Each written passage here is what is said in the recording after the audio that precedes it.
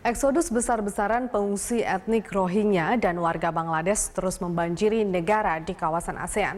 Gelombang pengungsi itu semakin hari membuat kewalahan negara yang dituju. Benarkah selain konflik berdarah di negara asal, mereka juga menjadi korban perdagangan manusia? Kita ikuti tayangannya berikut ini. Biarlah ini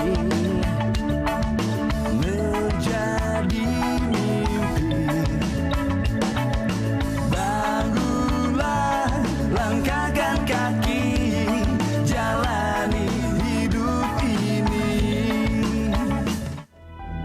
Selama bertahun-tahun etnik Rohingya mengalami penindasan di Myanmar. Penindasan tersebut menyebabkan orang-orang Rohingya eksodus mencari suaka. Namun penipuan dan perdagangan manusia juga memiliki andil terdamparnya etnik Rohingya di berbagai negara. Kekerasan terhadap etnik Rohingya di Myanmar memicu imigrasi besar-besaran. Mereka meninggalkan Myanmar dengan perahu. Tragedi ini merupakan yang terbesar di abad 21 setelah Perang Vietnam. Namun tak semua manusia perahu asal Myanmar adalah pencari suaka. Di antara mereka terdapat korban penipuan dan perdagangan manusia. Para colo mendatangi pelosok pedesaan di Myanmar untuk merekrut tenaga kerja murah dengan imbalan $100 per kepala yang mereka dapatkan. Salah satu korban mereka adalah Muhammad Tayyib, remaja berusia 14 tahun. Suatu hari saat mengembalakan ternak, ia didatangi dua orang yang mengajaknya bekerja di Malaysia yang gajinya dapat membantu keluarga dan dirinya sendiri. Ia bahkan tak sempat pamitan dengan orang tuanya karena langsung dibawa ke kapal yang berlabuh di negara bagian Rakhine Barat. Tayyib bersama ribuan korban penipuan dan pencari suaka berjejalan di dalam kapal. Saat akan mendarat di Thailand, kapal angkatan laut menghalau mereka. Pasalnya, negara itu sedang dikritik akibat lemahnya penindakan terhadap imigran. Akibatnya, mereka terkatung-katung di laut dan terancam mati kelaparan dan kehausan. PBB memperingatkan kapal-kapal yang penuh sesak imigran bisa menjadi peti mati di lautan.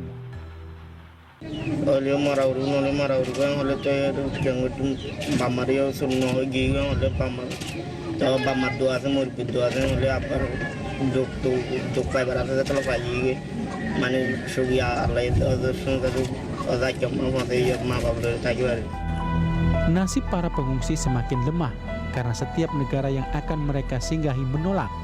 Alasannya, begitu pintu dibuka, banjir imigran akan mengalir di negara tersebut. Sementara itu para calon juga tak ambil pusing. Mereka tetap merekrut orang-orang untuk diperdagangkan.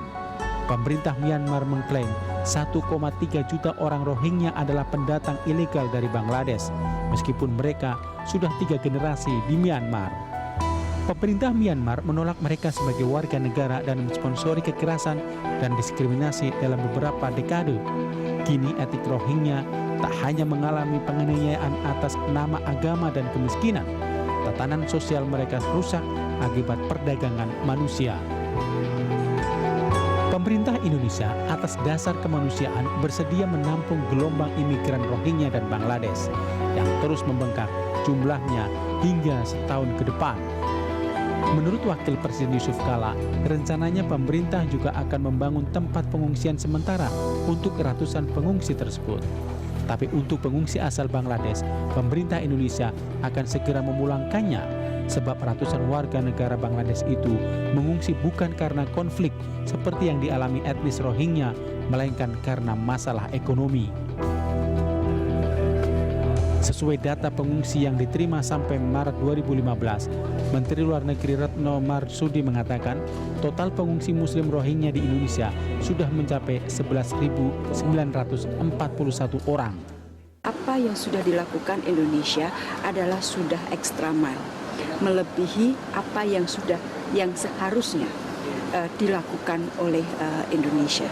Jadi itu yang ingin saya sampaikan. Lalu setelah itu, setelah ditampung pengungsi-pengungsi ini nantinya akan diapakan nanti Bu? Apa akan dikembalikan lagi? Diverifikasi. Jadi tergantung hasil verifikasi yang dilakukan oleh UNHCR dan IOM. Apakah mereka entitled untuk diberikan status pengungsi atau mereka merupakan economic migration. Dukungan terhadap pemerintah agar ikut menolong para pengungsi Rohingya juga datang dari kelompok lintas agama dan pimpinan DPR. Menurut Wakil Ketua DPR RI Fahri Hamzah, salah satu hal yang perlu dilakukan pemerintah secara cepat adalah membuat landasan hukum untuk para pencari suaka itu. Dengan demikian mereka bisa ditempatkan untuk menghuni pulau-pulau Indonesia yang masih kosong. Usulan-usulan semua yang ada di paripurna daripada anggota sudah kita sampaikan pada Presiden. Dan Presiden saya mengapresiasi dan tentu menghargai karena betul-betul meneliti dan membahas dengan cermat termasuk masalah Rohingya. Dan ini tentu Presiden juga sudah berusaha untuk menghubungi 3 negara tersebut untuk menyelesaikan hal-hal yang berkaitan dengan masalah-masalah itu. Sekarang ayo dong cari dasar hukum. Ini orang-orang pejabat negara ini nggak bisa bertindak karena nggak ada dasar hukum. Orang ditumpuk di rumah di Sandi, ditumpuk di rumah di TNC. Nggak ada proses. Nggak bisa begitu dong, ini manusia. Bagi Indonesia, bila menilik fakta sejarah bukan kali pertama mengulurkan tangan membantu para pengungsi negara lain. Di tahun 1975 sampai 1996, Indonesia juga menyediakan lokasi di Pulau Galang, Batam, Kepulauan Riau untuk 250.000 pengungsi Vietnam yang mencari tempat perlindungan karena berkecamuknya perang saudara. Bukan tidak mungkin Indonesia pun akan merelakan salah satu pulau tak berpenghuninya untuk tempat sementara pengungsi Rohingya.